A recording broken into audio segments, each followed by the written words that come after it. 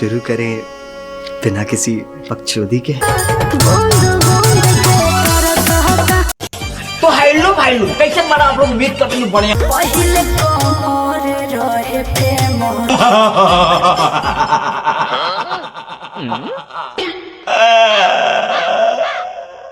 अरे हमारे नाच की चर्चा। भैया लोग बदलिए, समय बदल जाए, जज्बात बदल, लेकिन ये प्रेरणा नहीं चाहिए रही। लाले लाले घोघरी उठाओ गोरिया बहन के आगल पागल अटल भैया बतावा, मरले भाई सन सैया रे, मरले मोई सन सैया रे। अरे काम मार ले, काम मार ले, काम मार ले, काम मार ले, काम मार ले, काम मार ले, मेरी बहन के बच्चे जी यार। साउंड मस्त तक के चारे राउंड मारे ले। ये लोग बदल जे, लेकिन प्रेरणा बदल, जज्बात में लेकिन काल लेने बकचोदा। दोनों हाथ फेरा दोनों पांव पर।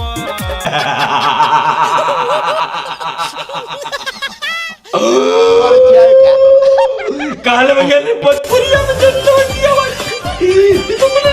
दीपक बनर्जिया नावाजी चश्मा सब करे करे चश्मा ले लो भैया, लेकिन काल ना एक प्रेता बहिया में कसी के सैया तो नले सारे नाच तने चाहे तुक्का आवाजी लवंडी आवाजी मरले बपायना से आई बाजी लेकिन काल में दीपक बनर्जिया नावाजी अब भोजपुरिया में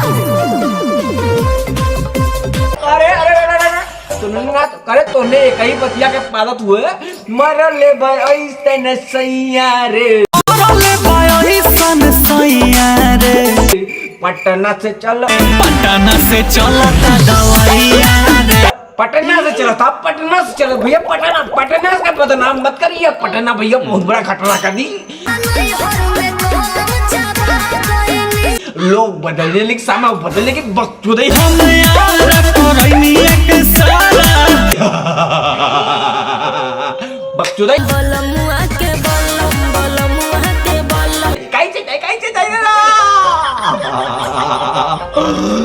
भैया पेटे में खाना निकलने मन को थूक दे, उल्टी कर दे, लेकिन ना एक प्रेता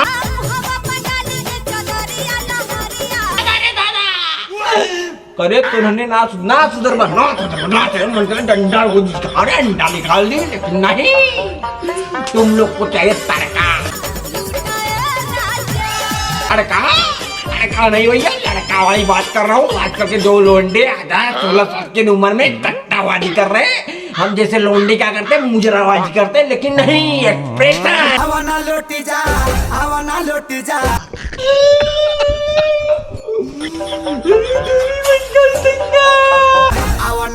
के तू लाहे लाहे भूत जा।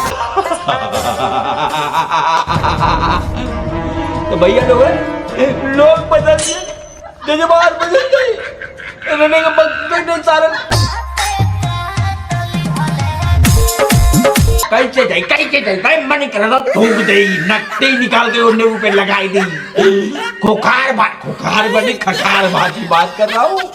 हम जैसे लौंडे का कर रहा है भोजपुरी बदनाम है कि देखो बनर्जिया की क्या कर रहा है, लेकिन लोग क्या कर रहे हैं, घोर के पियो वीडियो कटाओ। देवरा के देनी ना चुमा तो। अगर भैया लोग तुम लोग अच्छा लगा है, सब्सक्राइब करो, कमेंट करो, लाइक करो, शेयर करो, लेकिन करो। कल का वीडियो ताबड़तोड़ मिलेगा, भोजपुरी के एकदम धमाल वीडियो।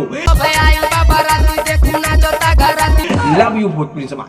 मरले बपायना से मन कर रहा थूक दे, नकटी निकाल के उन्हें ऊपर लगाई दी।